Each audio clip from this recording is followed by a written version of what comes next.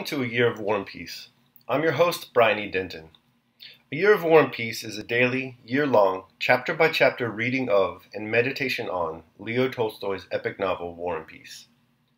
In these videos and podcasts, you'll be treated to a free reading of one chapter per day of the novel, plus a reflective essay I've written individually tailored to that day's chapter. These readings are offered for free, though if you'd like to support me, you can do so in one of three ways. First, you could purchase my ebook, A Year of War and Peace. It features the entire novel, plus all of my reflective essays, and it's only $2.99 on Amazon.com. You could also become a patron at patreon.com/Brian E. Denton. If you sign up there, you'll receive a sonnet once a month, plus a link to an ebook of my collected sonnets. Finally, if you like, you can make a one-time donation to my PayPal account. The email there is brianedenton@gmail.com.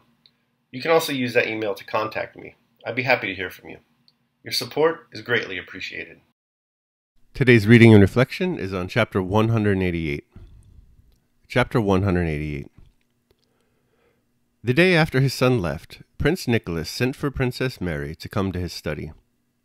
"Well, are you satisfied now?" said he. "You've made me quarrel with my son. Satisfied, are you? That's all you wanted. Satisfied. It hurts me. It hurts. I'm old and weak, and this is what you wanted. Well then, gloat over it. Gloat over it." After that, Princess Mary did not see her father for a whole week. He was ill and did not leave his study. Princess Mary noticed to her surprise that during this illness the old prince not only excluded her from his room, but did not admit Mademoiselle Bourrienne either. Tikhon alone attended him.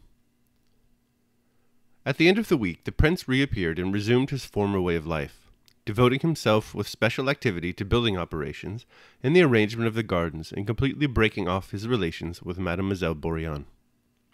His looks and cold tone to his daughter seemed to say, "There, you see? You plotted against me. You lied to Prince Andrew about my relations with that Frenchwoman and made me quarrel with him. But you see, I need neither her nor you." Princess Mary spent half of every day with little Nicholas, watching his lessons, teaching him Russian and music herself, and talking to Dessau. The rest of the day she spent over her books, with her old nurse, or with God's folk, who sometimes came by the back door to see her. Of the war, Princess Mary thought as women do think about wars. She feared for her brother who was in it, was horrified by and amazed at the strange cruelty that impels men to kill one another. But she did not understand the significance of this war, which seemed to her like all previous wars. Though Dessau, with whom she constantly conversed, was passionately interested in its progress, and tried to explain his old conception of it to her, and though the God's folk who came to see her reported, in their own way, the rumors current among the people of the invasion by the Antichrist, and though Julie, now Princess Drubetskaya, who had resumed correspondence with her, wrote patriotic letters from Moscow. "I write you in Russia, my dear friend," wrote Julie in her Frenchified Russian, "because I have a detestation for all the French, and the same for their language, which I cannot support to hear spoken. We in Moscow are elated by enthusiasm for our adored emperor. My husband is enduring pains and hunger in Jewish taverns, but the news which I have inspires me yet more. You've heard probably of the heroic exploit of Raevsky, embracing his two sons and saying, 'I will perish with them, but we will not be shaken.' And though truly the enemy was twice stronger than we were unshakable. We pass the time as we can, but in war as in war. The Princess Aline and Sophie sit whole days with me, and we, unhappy widows of live men, make beautiful conversations over our Sharpie. Only you, my friend, are missing," and so on. The chief reason Princess Mary did not realize the full significance of this war was that the old prince never spoke of it, did not recognize it, and laughed at Dessau when he mentioned it at dinner. The prince's tone was so calm and confident that Princess Mary unhesitatingly believed him. All that July, the old prince was exceedingly active, and even animated. He planned another garden and began a new building for the domestic serfs. The only thing that made Princess Mary anxious about him was that he slept very little, and instead of sleeping in his study as usual, changed his sleeping place every day. One day he would order his camp bed to be set up in the glass gallery. Another day he remained on the couch or on the lounge chair in the drawing room, and dozed there without undressing, while, instead of Mademoiselle Bourrienne, a serf boy read to him. On August 1, a second letter was received from Prince Andrew. In his first letter, which came soon after he had left home, Prince Andrew had dutifully asked his father's forgiveness for what he had allowed himself to say, and begged to be restored to his favor. To this letter the old prince had replied affectionately, and from that time had kept the Frenchwoman at a distance. Prince Andrew's second letter, written near Vitebsk, after the French had occupied that town, gave a brief account of the whole campaign, enclosed for them a plan he had drawn and forecast as to the further progress of the war.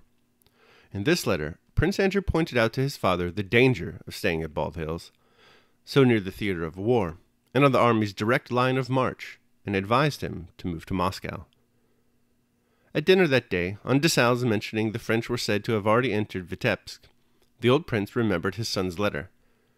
"There was a letter from Prince Andrew today," he said to Princess Mary. "Haven't you read it?"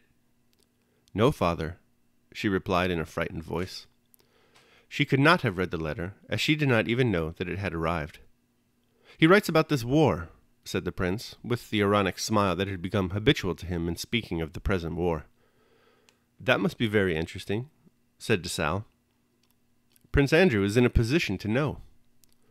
"Oh, very interesting," said Mademoiselle Bourrienne. "Go and get it for me," said the old prince to Mademoiselle Bourrienne. "You know, under the paperweight on the little table." Mademoiselle Bourrienne jumped up eagerly. "No, don't," he exclaimed with a frown. "You go, Michael Ivanovitch." Michael Ivanovitch rose and went to the study. But as soon as he had left the room, the old prince, looking uneasily around, threw down his napkin and went himself. "They can't do anything, always make some muddle," he muttered. While he was away, Princess Mary, Dessalles, Mademoiselle Bourrienne, and even little Nicholas exchanged looks in silence.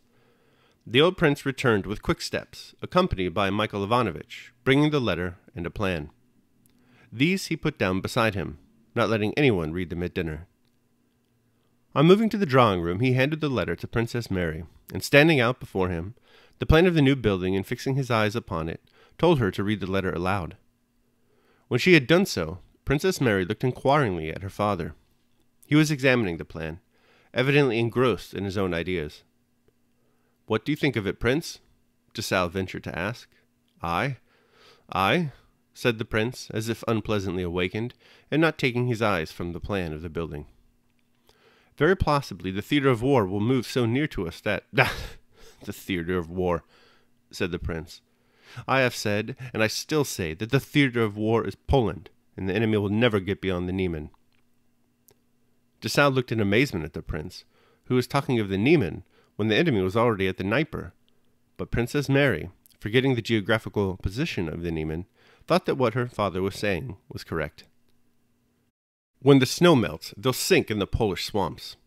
Only they could fail to see it," the prince continued, evidently thinking of the campaign of 1807, which seemed to him so recent. "Benningsen should have advanced into Prussia sooner, then things would have taken a different turn." "But, Prince," Dessalles began timidly, "the letter mentions Vitebsk." "Ah, the letter, yes," replied the prince peevishly. Yes. His face suddenly took on a morose expression. He paused. "Yes, he writes that the French were beaten at what river is it?" Dessalles dropped his eyes. "The prince says nothing about that," he remarked gently. "Doesn't he? But I didn't invent it myself." No one spoke for a long time. Yes. Well, Michael Ivanovitch," he suddenly went on, raising his head and pointing to the plan of the building, "tell me how you mean to alter it." Michael Ivanovitch went up to the plan, and the prince, after speaking to him about the building, looked angrily at Prince Mary and Dessalles, and went to his own room. Prince Mary and Dessalles, embarrassed and astonished look fixed on her father, noticed his silence, and was struck by the fact that her father had forgotten his son's letter on the drawing-room table. But she was not only afraid to speak of it and ask Dessalles the reason for the confusion and silence, but was even afraid to think about it. In the evening, Michael Ivanovitch, sent by the prince, came to Princess Mary for Prince Andrew's letter, which had been forgotten in the drawing-room. She gave it to him, and, unpleasant as it was to her to do so, ventured to ask him what her father was doing. "Always busy," replied Michael Ivanovitch with a respectfully ironic smile, which caused Prince Mary to turn pale. He's worrying very much about the new building. He's been reading a little, but now, Michael Ivanovich went on, lowering his voice, now he's at his desk, busy with his will, I expect. One of the prince's favorite occupations of late had been the preparation of some papers he meant to leave at his death, and which he was calling his will. "And Alpatych is being sent to Smolensk?" asked Princess Mary. "Oh yes, he has been waiting to start for some time." All right, that concludes my reading of chapter 188. I hope you enjoyed it. Thanks so much for listening. I will now proceed to my reflection on the same. A Year of War and Peace, Day 188. The Belly Without Blemish. Stephen Dedalus, brooding intellectual protagonist of James Joyce's Ulysses, finds himself in a near constant state of mental upheaval over the action of others. In fact, the entire morning of June 16, 1904, is one continuous series of events where he empowers others to dictate how he lives his life. One roommate's savage somniloquies disturbs him so much that he cannot sleep. His other roommate's coarse jests prove too sharp for his sensitive soul, and he decides to abandon his own apartment rather than find a way to live amicably with the usurper. He completes his awful morning by deciding against visiting his aunt and uncle because he's worried about what his alcoholic father, who so frequently abuses the two of them, will say if he does. Finally, imagining a way back to an easy state of innocence, he pictures a series of unsevered navel cords linking a web of humanity backwards together through history into Eden, where he finds Eve's belly without blemish. Somewhere along that umbilical avenue, he'd encounter our old friend, the Prince Bolkonsky, and find a similar soul, because the old prince, too, can't help but offer other powers over himself. Right from the start of today's chapter, we see this character flaw. The old prince berates his daughter for making him quarrel with his son. He later loses his patience with the servants because they don't satisfy his standards. Even the letter he receives from Prince Andrew about the progress of the war upsets him and forces him to alter his daily habits. This is a flaw in the old prince's character we've long been familiar with this year. We're also equally familiar by now with how the old prince, and those of us like him, can address this flaw. We must remain ever mindful of those things that are within our control and those things that are without it. If, like Stephen Dedalus and the old Prince Bolkonsky, we continue to dwell upon those things without our control, we will continue to cede to others power over ourselves. Daily Meditation. Fidelity, integrity, is your own. Virtuous shame is your own. Who then can take these things from you? Who else than yourself will hinder you from using them? But how do you act? When you seek what is not your own, you lose that which is your own. Epictetus, The Discourses. And that concludes my reading of and reflection on chapter 188. Hope you enjoyed it. Thanks so much for joining me today. Remember that if you'd like to support me, you can do so either by purchasing the ebook, Year of War and Peace, becoming a patron at patreon.com, or making a one-time donation at PayPal. The links to all that are down below in the show notes. Tomorrow, we will be reading and reflecting on chapter 189. I hope you'll join me. Until then, take care of yourselves and others.